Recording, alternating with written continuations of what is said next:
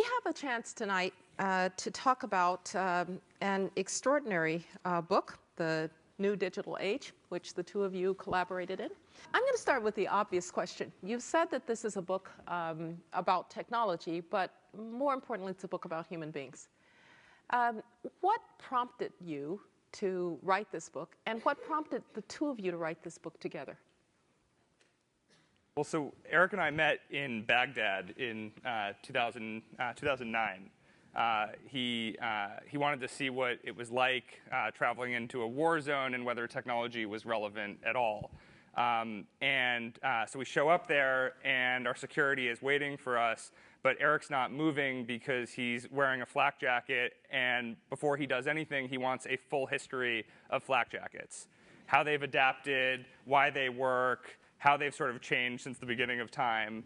But after the trip to Iraq, we traveled to more than 40 countries, looking at the ways in which technology is disrupting autocracies, ways that it's changing the nature of violence on the ground. And what we realized is there's an inherent connection between the Silicon Valley world and the geopolitical world that's really missing.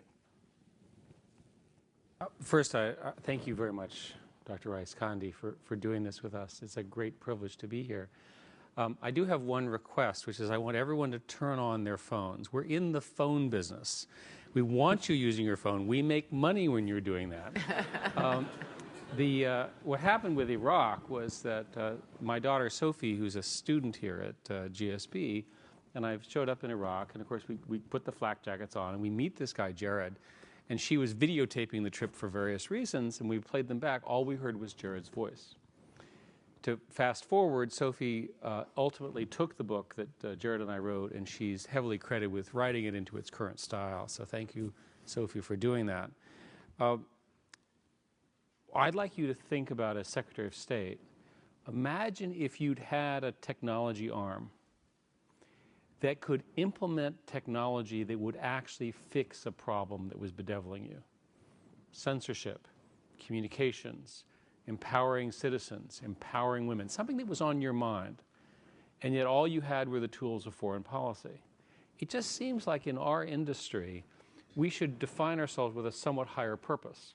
Why don't our industry, the tech industry, figure out a way to solve these problems? I knew very little about foreign policy until I met Jared, right? And thank you for hiring him. I'm sure you sort of beat him into submission at some basic level here. So now he can sort of talk to me and say, look, these are the problems. I was struck by the horrific situation that most people are in the world in terms of governance, the horrific way in which women are treated, the corruption at every level of government. The majority of people, humans like us, don't have any of the benefits of any person here in the room. And yet our industry spends almost time talking about that. So the real genesis of the book was, why don't we not only identify what's going to happen to them, but also what the bridges are? After 2 years of going through this, we ultimately come out in the book, I would claim, with a pretty optimistic message. The world for the well-to-do world, us, is going to be fantastic in terms of fiber optics, computation, and so forth. We can talk about that. But for the developing world, where you have no connectivity at all, the arrival of the smartphone is a life-changing event. Because from this single device, you solve illiteracy, you solve empowerment, you get better governance, and these are folks who don't even have electric power and running water. You solve their business problem, their health problem, all of their needs can be met. And over the next 5 years, another 3 or 4 billion people will join us. The rough number now is roughly 2.4 billion people on the internet, roughly 3.7 people humans using phones. Those numbers will go to 5 to 6 billion in the next 5 years. This transformation is life-changing for half of the world's population right in front of us. And Jared, let me ask you, because Eric rightly said you've spent time in the State Department, and so you know not just foreign policy, but the business of carrying out foreign policy. What Eric has described, is that going to happen in spite of governments, in spite of our government? Or is there a chance that governments could actually help to promote this more optimistic world? And what are the impediments to its being done? Well, I think it depends on which type of government. So of the 5 billion people who are coming online, most of them live in countries that are autocratic. And so there's a race between countries like the United States and those in Western Europe who want to see a global connected citizenry based on principles of the free flow of information, and countries like China and Iran and North Korea and others that want to see the world's technological infrastructure built with trapdoors, that want to see dissidents heavily surveilled and censored. And there really is an open question of who's going to win, right? So technology, it's inevitable that all these people will be connected, but there's a very important need for a human intervention to ensure that the connectivity that they're getting lends itself towards more democratic principles. Let me throw out a few country names and tell me how you think technology will impact those countries and the problems that they present for foreign policy. And I'm going to take foreign policy in this sense, not just American foreign policy, but let's just say countries that are more interested in an open, more liberal, more democratic world. So not just the United States, but countries that would be in that category.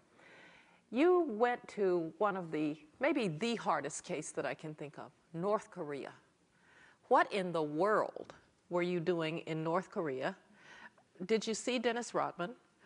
He came afterwards. Yeah. Yeah. What was it like? But let's establish causality here. Yeah, right. This was Jared's idea. And I discovered, I spent a lot of time with Jared. I've discovered he's never been to South Korea.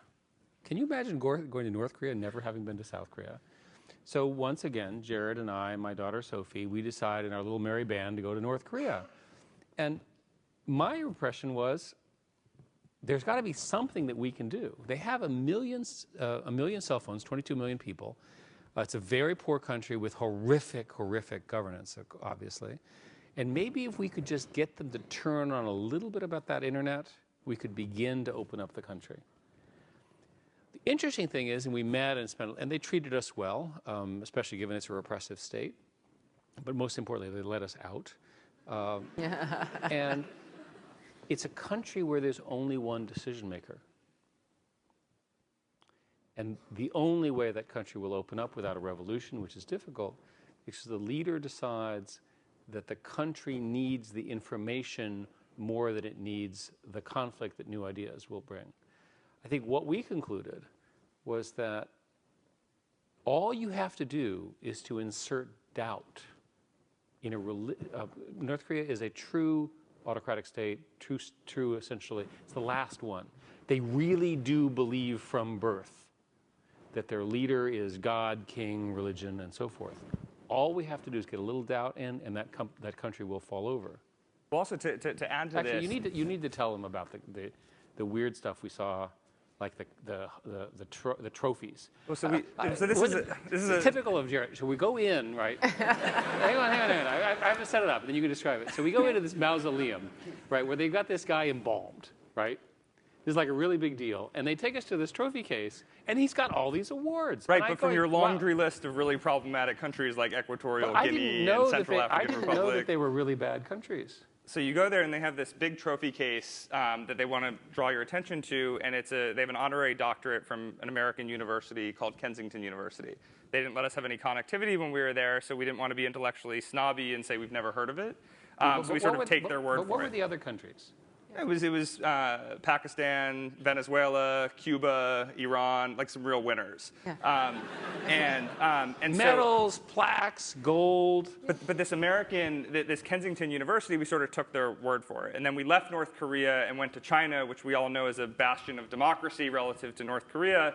And what's the first thing that we do? We do a little Google search of Kensington University, which was founded by a law partner at a boutique law firm in Texas who figured out that he could launder money by selling honorary doctorates to third world dictators. Now, somehow this guy graduated from law school, passed the bar, but wasn't the brightest person in the world, because when the FBI found out about this, he fled Texas thinking he was leaving the country, only to be arrested by the FBI in Hawaii. But back to your serious question about... No, but just finish the story. So we then said, what do we do with this information? And we realized that if we had told them, they would have ignored it. That was the most bizarre thing about North Korea. But there was also, there's an even more serious part of this, which is before we went to North Korea, we met with a number of defectors. And the defectors told us that the penalty for being caught with a smuggled smartphone in North Korea can in some cases be the death penalty. And then they persecute 3 generations of your family, and people take that risk and then take it again to get a signal from across the Chinese border. So people like Eric and me, and really all of us in this room, we have no frame of reference for wanting access and connectivity so badly that we're willing to risk being shot for it. And so we wanted to go to the country that is so extreme that these are the consequences and understand what it looks like. And the conclusion, as Eric mentioned, is if you think back to the days of the Cold War, there were totalitarian societies, cults of personality, et cetera. In the future, you're still going to have autocracies. You're still going to have horrible societies. But the one silver lining in all of this is the totalitarian societies, the true cults of personality, have literally been eliminated by the internet in the same way that scientists were able to get rid of smallpox. Once North Korea changes, you'll never see a cult of personality again because the ability to create a society without doubt will no longer be possible. So there are societies in which you wish to instill doubt, like North Korea. By the way, my favorite story about North Korea is that some of you may know that I've taken up golf, and I really love it. Kim Jong-il shot 39. Right. That's very period. impressive. Not on the front, 39. And apparently it was so easy, the game, that he gave it up. So that tells you something about this regime. But so you've got the regimes like North Korea. You also have regimes that are more integrated into the international system, but are doing terrible things to their people. Is there anything that you see technology playing a role in alleviating, for instance, let's take the suffering in Syria at this point, where people, you talk about connectivity, but one problem is if you are a Syrian refugee, you have left everything behind that mattered to you. Is there anything that technology can do for the Syrian refugee, for instance? I was just on the Syrian border about 3 weeks ago, and I went to a number of refugee camps in northeastern Lebanon. And it turns out one of the biggest problems that the refugees have, among many, is dealing with the refugee organization bureaucracy. It's so bad and so difficult to get papers that refugees are literally going back to Syria to get documentation. So you think about the risk. But the problem that you have in Syria is the Syria context, basically creates a bug in our technological optimism because you have literally thousands of videos that are coming out of Syria, each one more horrific than the next. And it's doing nothing to increase political will on the part of states to intervene. At the end of the day, without a state-led intervention of some kind, the horror is not going to stop.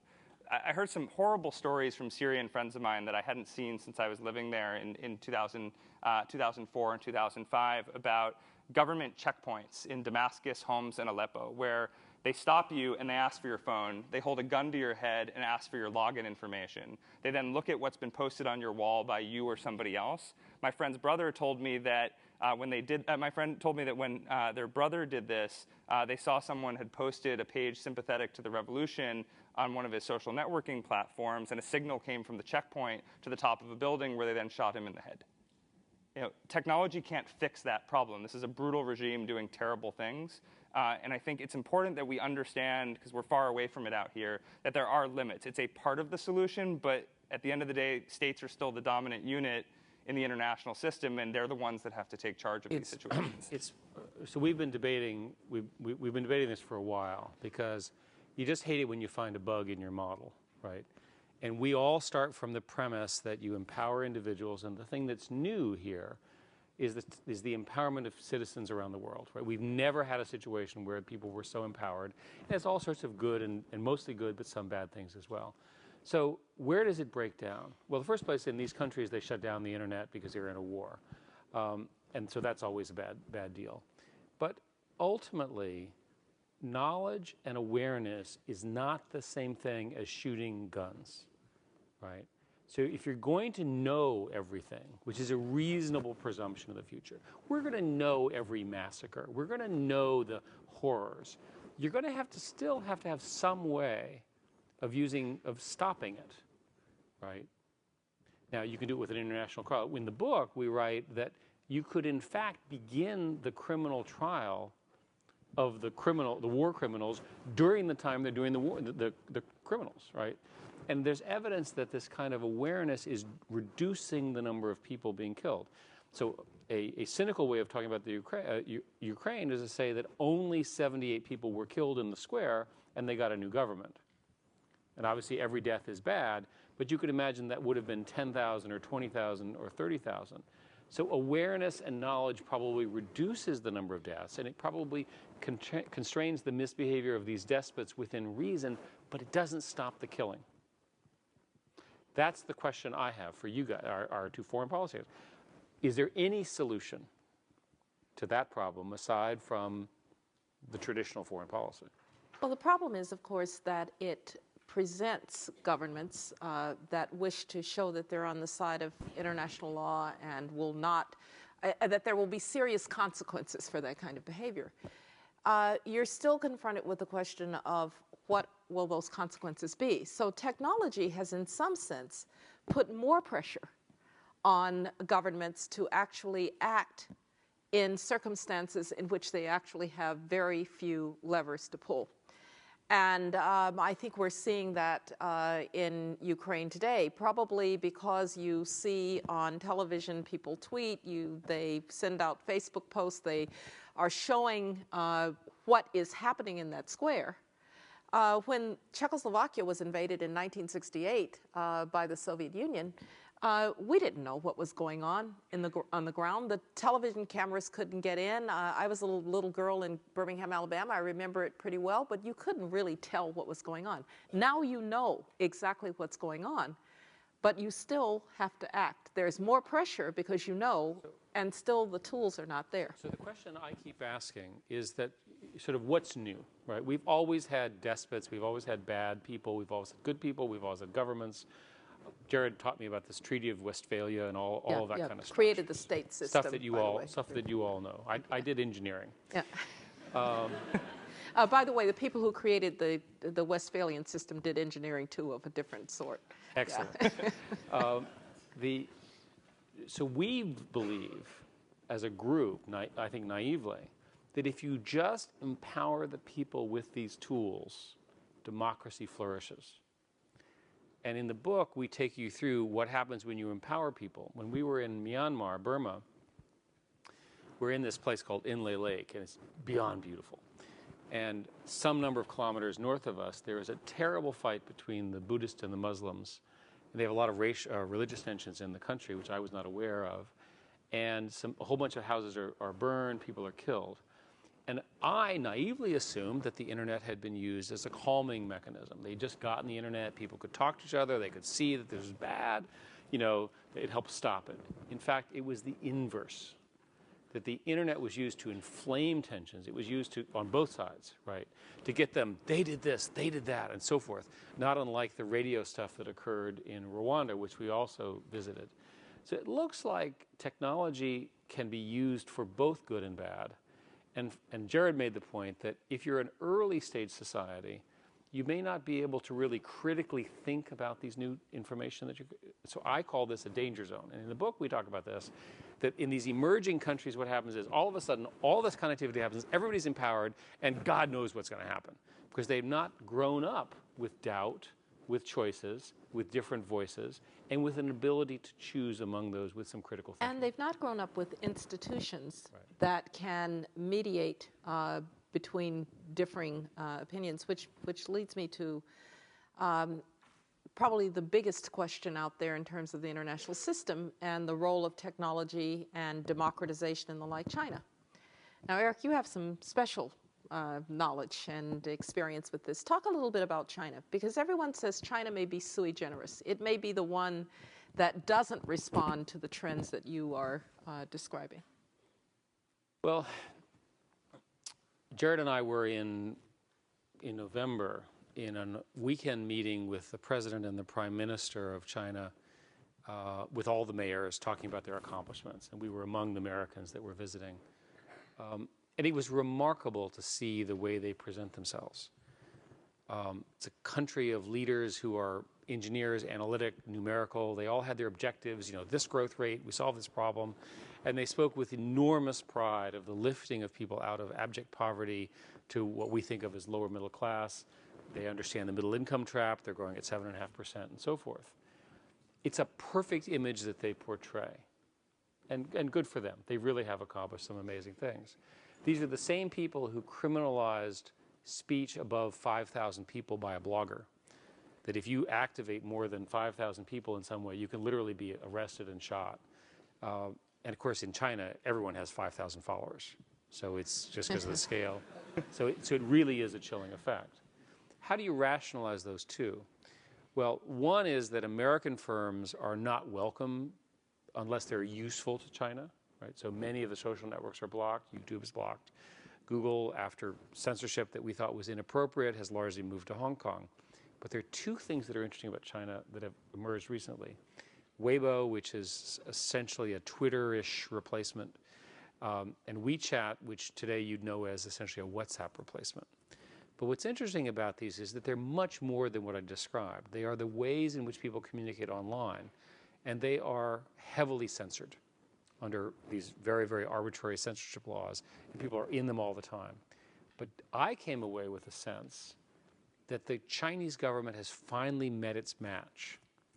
That if you over here start talking through WeChat, which is a way of talking to your friends, but they're linked together, and then eventually it spreads to you all, and then it spreads to you all, and then it spreads to you all, and it eventually gets to 10 million people, a new idea, there's not enough prisons and jails to arrest all those people. So we concluded, and it was very clear in talking to the Chinese government, that they're at least aware of this possibility in the internet, and they're worried about the internet being used to sort of disturb the social order. And we'll see if this works. I personally believe that as long as they can grow at 7.5%, they can sort of do this. At some point, growth slows, and then all of this stuff comes to fore. And Eric, you remember on a trip we took to Beijing before the last one, we talked to a group of business people, journalists, activists, and they were very clear about one thing that guides Chinese society, which is people don't expect their government to be honest, but they do expect their economy to grow. And the moment the economy stops growing is the moment that the lack of honesty, the corruption, the censorship, all these things start to matter. Well, another example is in that same meeting, I was confused because the data that was presented was that there was a very large environmental activist movement using the internet with actual physical demonstrations against projects, and there were a series of such projects that had been canceled. Right, genuine outpourings of civil unrest in China, which is generally illegal. And the answer and I said to them, this is a country that spies on its citizens. They know your IP address. They know who you are. They take photographs of you. They can arbitrarily arrest you. Why would a person take that risk? And the answer came back to me. They looked me straight in the eye and they said, because you're killing my child. There is a limit. There's an absolute limit to what you can do to a Chinese family in a one-child policy. It's interesting that the same principle did not apply to North Korea. That's the difference between having the internet and not. Yeah. I mean, the Chinese are an example of legitimacy based on prosperity, right? And the question with prosperity is you keep chasing it, it gets harder and harder because people's expectations keep going up. But I wonder about the role of of technology, the internet, information, just information. So, for example, pollution in China, environmental degradation, is a hot political topic in China, and people can walk outside of their apartments or wherever, and they know they can't breathe in Shanghai or Chengdu or whatever. And for a long time, the government was giving a pollution index number that clearly didn't bear any resemblance to reality. The U.S. Embassy started publishing a number or putting a number up, but there's also now apparently an app that you can buy that will measure the pollutants. So just the provision of information challenges the monopoly on information that an authoritarian government depends on for control and acquiescence. Do you agree with that? And in China, this is going to be a particular challenge. So lots of people like to make the argument that China has a very sophisticated censorship apparatus. But in reality, China's about to go through an experiment that no other country in history will ever go through, and it'll happen just one time, which is 1 billion people are going to come online in one country in the span of a decade. You have to ask yourself the question, who are they? They are largely rural, often in the western province. They have no visibility into what's going on in the various urban environments in China. And so the reason this is game-changing is the grievance of one city has the potential to scale to a grievance across all cities. It's that sort of visibility into other Chinese communities' problems and challenges and grievances. And so the challenge of these complaints and these frustrations scaling, even the Chinese themselves have no idea what that looks like. It's a huge wild card for them. The other thing that they're doing just to do everything they can to hedge their monopoly on information is they're literally trying to build spheres of cyber influence by building out the technological infrastructure of other countries. And because they have a blurry line between public and private sector, it's their own form of foreign assistance that no other country seems to be able to compete with. One of the things that we have talked about internally, and I think is fair to say, is that there are solutions to this level of censorship. A combination of public key cryptography and a whole bunch of new inventions, which we can talk about if you're interested in, make it possible to imagine that in 5 years, maybe a decade, it will be impossible for countries like China to keep their citizens in the dark. They would have to rely on other means of oppression. But the traditional blocking the information through a firewall, restricting access, looks to us like we can stop that. I'm going to ask that we get ready now for the audience participation part of the discussion, but I want to close with one last question, which brings us back from China, North Korea, and others into the United States. One of the most controversial issues that we face here in the United States, where we do have strong democratic institutions and the like, has been the question about privacy, technology, security, the fight against terrorism and the like. That has been the subject of discussion about the role of surveillance, the role of NSA, the Snowdens, the Bradley Mannings of the world. How do we think about the impact of those events on how governments may view technology, how citizens may view it, and the relationship between the two? So let's distinguish between governments and companies, and let's talk about governments.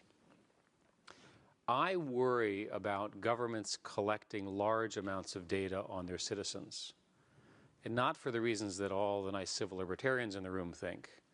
I worry because those large databases will be leaked. Because one of the other things that's new is the ability to do this large-scale bulk data leaking. It used to be, if you look at the previous leaks, that they were essentially limited by the rate at which you could make Xerox copies, of things. This is sort of a physical component.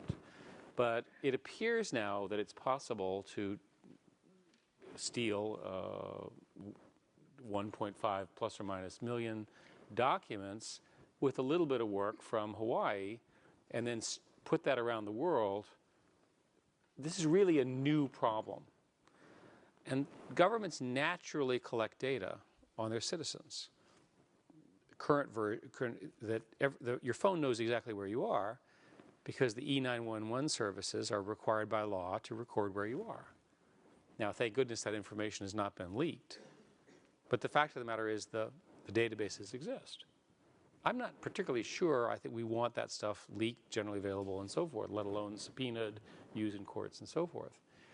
Now, we debated the Snowden case at some length. Traditional foreign policy people and people, especially in the East Coast, are very, very negative on Snowden. The West Coast tends to be more, shall we say, positive. And the view of Snowden appears to have changed over the year to be somewhat more positive from an initial very negative view. But the fact of the matter is, I just don't think we want to encourage bulk data leaking. Right? Even if it had a good purpose. Who appointed Mr. Assange or Mr. Snowden be the person who made that decision? It's not a good way to run your society. So in the book, we basically say there's got to be some other way to deal with government misbehavior and so forth. But the other thing we say very clearly, and indeed in the current issues around the NSA surveillance, I'm happy that we know that the government was doing this. I think in democracies you should roughly know what the government is doing. It's not really a good idea for them to be collecting all this information because somebody else will leak some other part of it. And just to add to that, there's a few other dimensions of this. Eric and I, in research for the hardcover version of the book, we spent 5.5 hours interviewing Julian Assange while he was under house arrest in the UK, trying to understand technologically what he was trying to build and what he thinks he might be able to build in 10 years. And we came to the conclusion that Eric mentioned, which is, the problem is who are these people to determine that they're the ones anointed to make a decision about what should be public and what shouldn't. But it's actually even more complicated than that with bulk leaking, because there's no way any individual can read all these documents and even make an informed judgment about what kind of harm they're going to cause. So we actually wrote our position in the book, and you'll read it. And from the safety of his new residence in London, Mr. Assange wrote a scathing critique of us and our view, saying that we were puppet masters for the tech elite. And of course, he leaked our interview. So, which you can also read online. What did you expect? Yeah. So my point here is, I think this information is being gathered, maybe for good purposes or maybe for not. But if you're going to gather that information, you better have a really good idea of how it's not going to get stolen, it's not going to get bulk data leaked, and it's going to be protected, or maybe you shouldn't do it at all. And I think that's ultimately, where we come out. Let me just, but of course, it's not just a problem with government. Lots of people collect data on you. As a matter of fact, I would dare say Amazon probably knows more about you than the U.S. government, and they care more, right? Because the NSA actually doesn't care what you said to your grandmother. Amazon does, because you might buy something that you discussed with your grandmother. So sometimes I think we have to recognize that one of the problems, your point about bulk data leaking is an important one, but democracy is always right at the edge of chaos. Right? It's a disruptive system where people can say anything. It's a disruptive system where we're always overthrowing governments peacefully. And we depend on institutions to moderate and mediate those disruptions. And if individual citizens are deciding, rather than the institutions of government, in the case of the United States, there are 3 separate co-equal branches of government, then you've got a chaotic environment. And I think that is part of the problem with the Snowden. Well, also, and then you add the celebrity factor to this, yes. right? I mean, that to me, if you look at the progression of leakers in the past, and then Manning, and then Snowden, these people are becoming more famous over time. And as we talked about backstage, it lends itself towards copycatting. And I think your point about this not just being a government issue is also important. What happens the day that somebody at a major law firm in the United States decides to bulk leak a bunch of information? What are the consequences of that? And then there's another issue about what all of this means for the future of the intelligence community. One of my mentors is Frank Carlucci, who used to be deputy director of the CIA, among other things. And he said to me what must have been 10 years ago that the challenge the CIA has is it's becoming increasingly difficult to keep a secret. And that was a decade ago. So the intelligence community has a real challenge that it has to overcome, which is how it continues to do its good work in an era where more and more there's a risk of things getting leaked. And I don't know the answer to that question.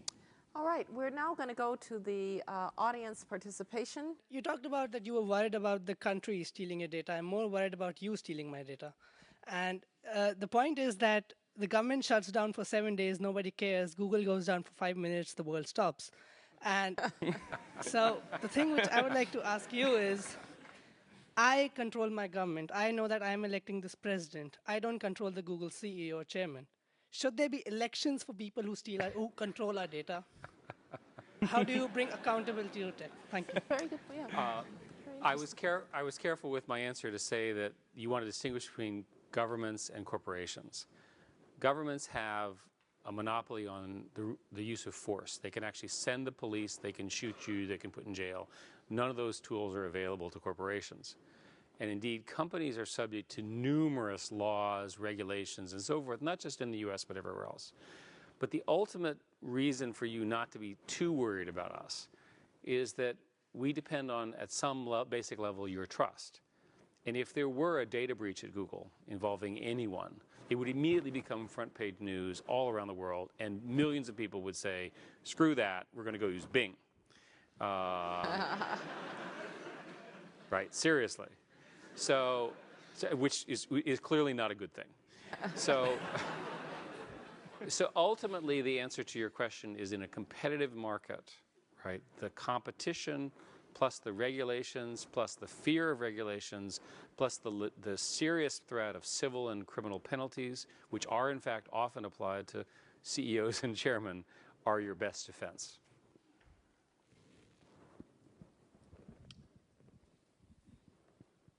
Okay, right. Hi, my name is Malin. I'm a senior at Stanford.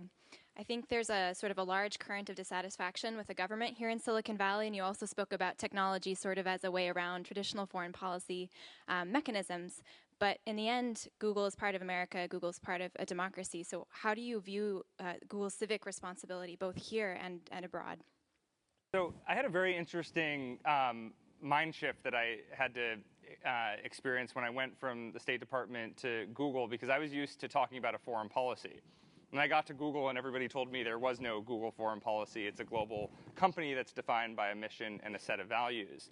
That's a really different way of thinking about things than when you're in government. So when you, part of the reason at Google we've taken on this mission of free expression is it's something that makes sense for us as a company, and it's an issue that we can get behind that might sort of inch right up to the line of being political without favoring, say, one specific government, right? At Google as a company, we stand by the free flow of information, and we should stand by that everywhere from the United States to Pyongyang. But it's, there is this just because Google is headquartered in the US doesn't mean that it's exclusively a US company. Google's basic answer is we are in favor of an open and free internet for every human being on the planet. And remember that that strategy is also self-serving to our shareholders, because eventually they will become Google users, and eventually they'll have monetization, and eventually they'll have credit cards, and eventually they'll have advertising. And because we have the benefit of time, we're willing to wait for the 20 years or 30 years for those consumers to become rabid Google advertising fans. So it's in our self-interest, but it's also the right thing to do morally. So my name is Jawad Nabulsi. Actually, maybe one of the victims of the technology. I was involved in the Egyptian revolution. And it's amazing what you said. It's just, you said what's on my, what I wanted to say is, there's a lot of responsibility with technology. I mean, the revolution happened. We didn't expect, the regime is going to change. It's been 3 years. What happened is the aftermath. I feel there's a lot of responsibility on us to actually have this work, and there's responsibility maybe on you to help us make this work. And I started an NGO. I moved to one of the largest slum areas in Egypt. I actually had a visit from one of your VPs, Mohammed Gaudat, one of the amazing guy. And I felt that why not we create a successful model, right, of revolutions that are happening, or technology that makes a big change and is sustainable and continues. So it's not a matter of maybe, okay, you travel around the world, but why don't we keep on and following up? I mean, we feel we're left out. I mean, most of the revolutionaries now are in jail or they're outside of the country, but why? I mean, why some Google that was so interested and the whole world was like with us, and now they're like, just look to another part of the world. Although there's so much that can be done, to follow up on this and actually make this a successful story that can be replicated, in other youth who are going to take the lead and change their countries. Thanks. Yeah, I mean, our belief, and we write this in the book, technology has an empowerment bias, right? It obviously, empowers people to do extraordinary things. But when I look at the situation in Egypt, you see two challenges: a lack of institutions that can function and deliver basic goods and social services to the population, and two, it's very important if you start a revolution to make sure that revolution produces new leaders with new last names who can deliver better than the autocrat that you overthrew. And it takes time, right? So one of the challenges, you talked about expectations. Technology does raise expectations, and it's very easy for people to galvanize around the lowest common denominator, which is we don't like an autocrat that shut down our networks, let's get him out of power. But that's basically the only thing that anybody agrees on. And so go ahead, Eric. In the book, we actually tell the story of Vodafone. And as you know, when Tahrir Square, they actually shut down the internet for 4.5 days, excuse me. And they sent out fake SMS messages, which were so stupid, everyone figured out that they were coming from the Ministry of Propaganda under Mubarak. When they shut down the internet, the average person in Egypt all of a sudden got a definitive message that the government was terrified, and people's opinion shifted in favor of the protests. So the internet was a key component of the first part of the revolution, but it provided very little help in the second part, which was identifying real leaders, doing the political negotiation, building the teams. I think it's fair to say that Ukraine, which has many problems unrelated to the internet, has the same problem, right? The guy that they didn't like has now fled the country. They can't agree on a new leader, but now you've got all of these people who are very sophisticated, very internet connected, saying, where's my government? Why haven't you fixed everything right now? So pity the revolutionary leader who takes this emotionally charged thing and has no time to operate. And that's a fault of the internet. Okay. Yes, if I could just, on this point though, it's also the case that these things really do take time. No revolution on the day after is actually successful. That's the thing to remember. From the French Revolution, the American Revolution, no revolution is successful the next day. Because technology, I think, is an accelerant of underlying trends. It actually is neither a cause of what happens after, nor is it a solution to what happens after. And so the question is, can it be part of a solution going forward? And I think that's really the interesting question for those who promote the optimistic technological future. Let's see, where is the next question? Okay, yes. Hi, my name is Tim. I'm an undergrad as well. My question has to do with the ways we can use technology to change institutions in the Western world, or generally you could call good governance, right? And the question is that historically we've relied on a very strong signal about public opinion every 4 years, or whatever the election cycle is. We can imagine technologies nowadays allowing decision makers to get a very strong signal about what its populace wants quite immediately. How do you think governments can harness that technology in their decision-making process, and how should we change institutions given that we have this technology as a government? Well, I mean, the natural thing that technology does to politics, say right here in the United States, is it makes it all more transparent. Now, that also comes at a cost. It generates a lot more noise. I mean, I think, you know, this isn't an answer to your specific question, but I think there's a fundamental problem in the American system that you can relate to technology, which is it's scaring all the young people and future leaders from ever wanting to go into government. Because everybody posted stupid things online at an age before they were aware of the long-term consequences. And so there is we're here at Stanford, smartest people in the world. I'm not just saying that because I went here. Speaking as a Stanford graduate. But, you know, it's... I knew we'd get back to Cal sooner or later during this conversation. There is a responsibility that all the students here have as people who are going to graduate and go on to lead the world. There's a responsibility to make sure it's not led by the leftovers.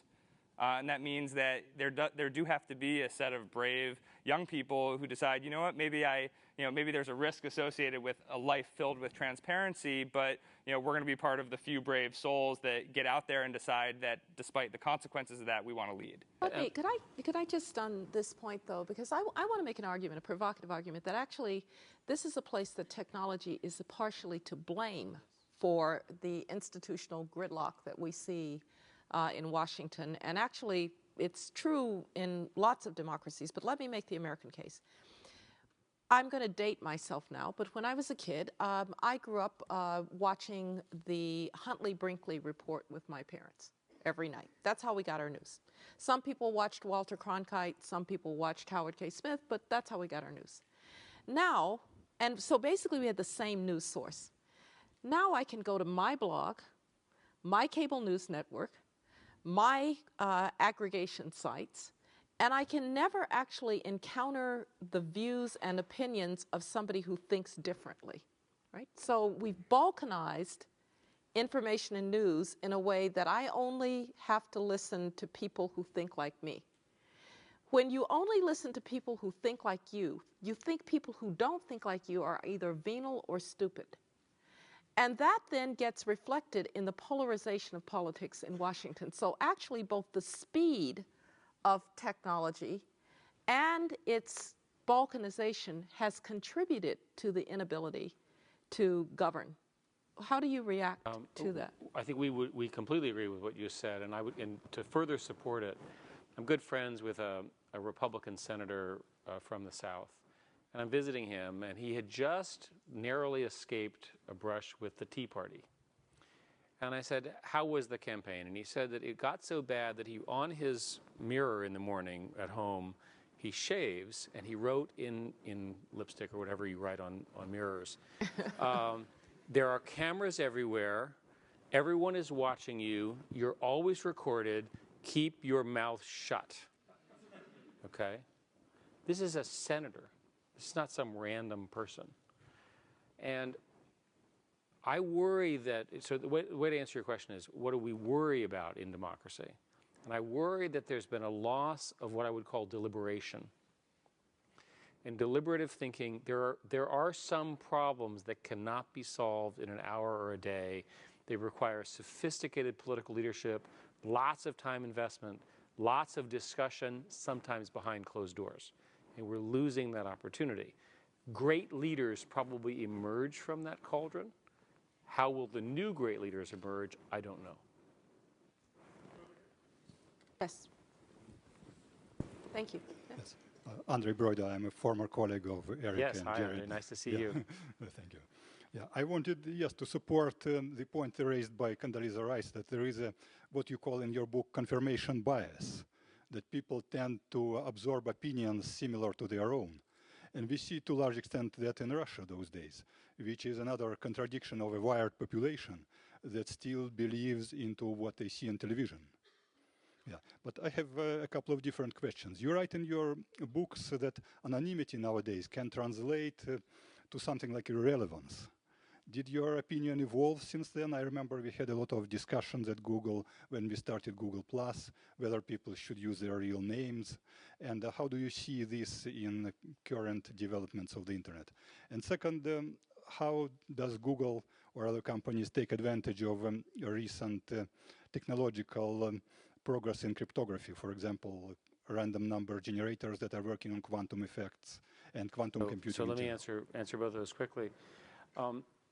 There's evidence that people online, when they're anonymous, say things that they would never say in front of a human being or if their name was. So I think it's important to allow such speech. Certainly you don't want to ban it, but you might want to favor identified speech over unidentified speech, because the consequence of libel and lying and so forth, you're more likely to be truthful if you have a face and a name and a responsible, roughly speaking.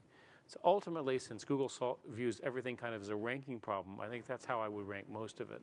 I think it's important to allow anonymous speech, but it's also important to understand that sometimes anonymous speech is not actually true because people just sort of make stuff up and so forth. There's no consequence to lying. On the question of cryptography, after the NSA revelations, one of the things that the Snowden documents showed, and we believe are true, that the GCHQ had put a pipe essentially between our data centers and had undone what you know as the Stubby protocol. And we view this as a significant violation inside of the trust and innards of Google. So we used very complicated and very powerful encryption now to essentially make it impossible to do that. For the technical people in the room, it's 2048-bit keys with perfect forward secrecy. We rotate the keys on every transaction. So it's essentially, we believe, impossible, even with modern cryptographic tools, to break that. It's possible that the NSA has other mechanisms inside, but we certainly don't know of them, and we've certainly done everything we can to prevent it. If the government wants information from Google, the government should follow the law and follow the FISA court, which was set up under Patriot Act I and Patriot Act 2 for these purposes. Right. I see. Oh, yes. Go ahead. Yes. Hi there. My name is Dustin Boyer, and I'm a former Google employee, so it's actually nice to see both of you again. I'm sort of fascinated that you guys seem to be so against leaking, because it was the Snowden documents that actually showed that there was this huge issue with data centers and that so much of Gmail had been compromised, and that the NSA had then in turn gone on to use that information to spy and infiltrate activist groups. So my question to you is, if not Snowden, then who? Because obviously the NSA has no incentive to reveal this type of information. And in the book, we actually talk about this at some length. So the problem here is if I say yes to the Snowden thing, what happens when there's a copycat that isn't as judicious about the documents that get leaked working with The Guardian, and people start getting killed and seriously made in danger? And it's not at all clear to me that you could read the million documents that you're leaking. So to trust any individual with that kind of empowerment is of concern. So it was certainly helpful to know about it, but it would be much better if we could have known about it without the downside dangers of the kind that the leaking implies. My name's Projal. I'm an MBA too at the GSB. We spoke extensively about sort of the bottom-up adoption of technology and how that affects revolution and democracy. But what I was interested in his perspective on sort of more top-down adoption. So countries like Singapore, which have been fairly autocratic for a long time, but I think have done an excellent job in using technology to empower the citizens, create better citizen services, and create a more open society while sort of maintaining the benefits of having some closed-door conversation. And although it's often laughed off as being small, are those models things that people look to replicate at other places? So we spent quite a bit of time with the Prime Minister of Singapore, and he's interviewed in the book. And he tells the story of how people react to the sort of social information in various examples of what happens between the apartment buildings in Singapore. Singapore's done a fantastic job of building a knowledge society and connect everything. And they have, for what is largely a one-party democracy, they have an unusually open view of the internet. They only block, according to them, 100 sites, and they do that in order to point out to you that they can block it. So it may be that culturally, because it's largely Mandarin Chinese, it's a small country, and it's of course physically smaller, they get a different effect that wouldn't necessarily scale to hundreds of millions of people of different religions and interactions. And I caution against generalizing from the sort of wonderful stories of the Netherlands and Singapore and so forth, which are homogenous, small, ethnic, and largely well-run countries. Eric, do you want to add anything to Yeah, that? and, Eric mentioned, well, it's also worth noting that Singapore is one of only 2 countries in the world whose leader is a computer scientist. Estonia is the other. But Eric mentioned a story that the Prime Minister shared with us. It's actually a story about curry. And there's a message in the story that I'll get to in a second. Basically, there was a dispute between 2 people who shared a hallway in an apartment complex over the smell of curry in the hallways. And in typical Singaporean fashion, they brought a mediator in to negotiate, and everybody was fine until the mediator went public with her story, and political opportunists decided to seize this as a chance to talk about how foreigners were coming in and taking Singaporean jobs. Go figure. A bunch of people got together online and declared a national day of curry cooking. And the Prime Minister, to his credit, acknowledged that this really scared them. And he said that they started to see dissent build online, and he acknowledged that they overreacted to it. And the overreaction to what was, in fact, a very small number of people really having good fun with something ended up putting people in the streets. And the lesson from this is there's a dilemma that autocratic leaders will face in the future, which is having to distinguish between what's real and what's noise. And many autocrats in the future, at some point, they'll overreact to that noise and create a disturbance that ultimately they can't control. I'm Theo Milanopoulos. I'm a Stanford alum and PhD student in political science. Dr. Schmidt, I wanted to reinforce a point that Dr. Rice made about the motivations that the NSA and companies like yours might have in collecting metadata. It seems to me that the NSA, if it could get out of the business of data collection, it would do it in a heartbeat, in the sense that the larger and larger amounts of information that it collects makes its job actually more difficult, in the sense that it becomes finding a needle in a much larger haystack.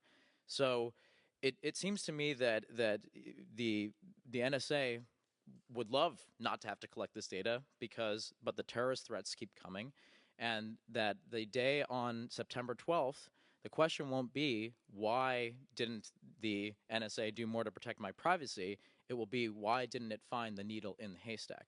My second point Can I actually respond to this? Sure. In the book, we actually make your argument in the following context. We say that in the fight between hawks and doves, the hawks always win.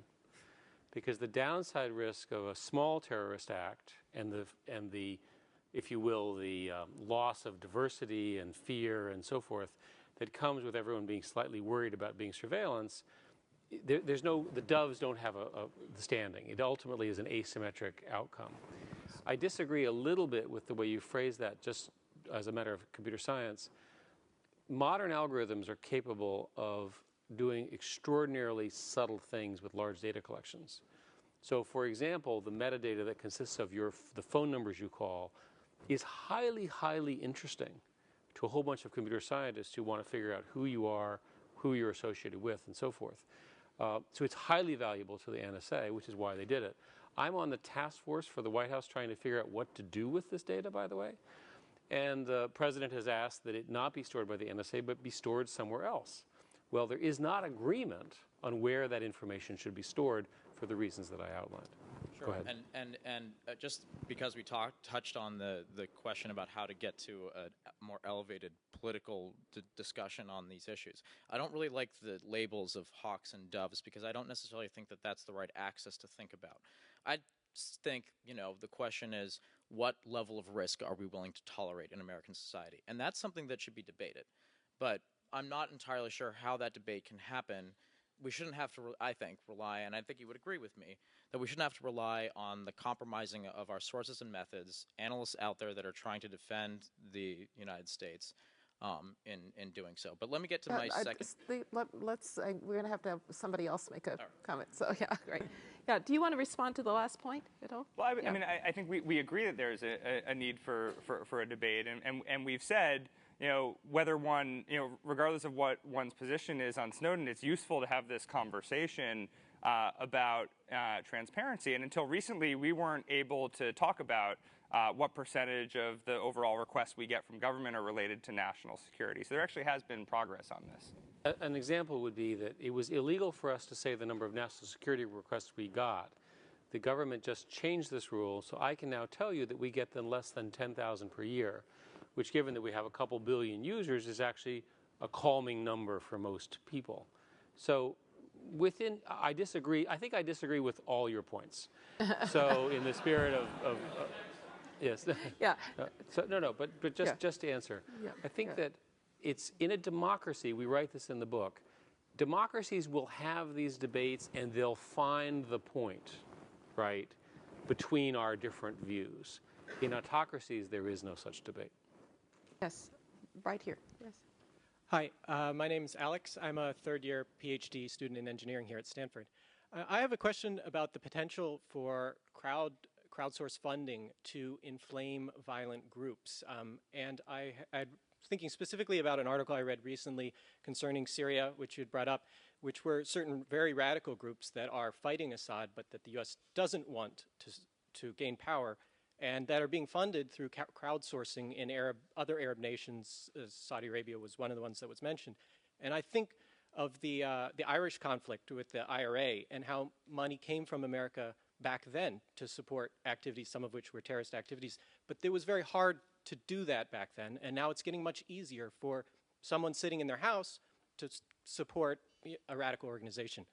What do you think about this? That's a really excellent question. And we touch on this in the book, and I think I go back to Syria as an important context. So it's not just about crowdsourcing money for groups engaged in hostile activities. It's also about crowdsourcing people. So Syria, in addition to fighting a physical civil war, it's also fighting a cyber war, which is being led by the Syrian Electronic Army. What the Syrian Electronic Army has started doing is crowdsourcing foreign fighters, not with guns, but from the former Soviet Union to come and fight the cyber war. And it's interesting, there's about 15,000 foreign fighters physically fighting in Syria. About a third of them come from Europe, and about a third of those from Europe are converts, which is just sort of an interesting data point. But Syria is the first example that I can think of where you have software engineers that are sort of added to the equation fighting a totally different type of war on top of the one that we're familiar with. And if you think about Iraq, for instance, obviously we're familiar with sectarian violence that's played out there and played out in Syria.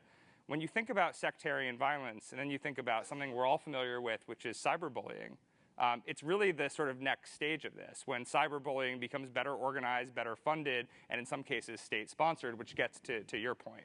If one demographic or one sect or one group is disproportionately able to garner resources to terrorize a rival population, both in the physical world and also online, it's doubly as damaging.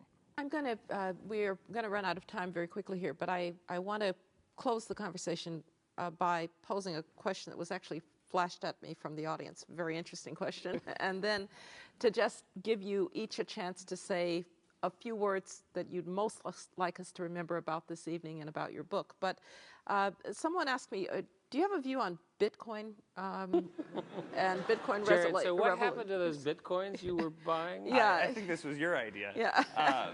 So how about regulation? I mean, we talk about a free and open internet, but there are certain things that are going to have to be regulated. And if ever there was something that we expect governments and central banks to control, it's currency. So how about this impact of this new idea?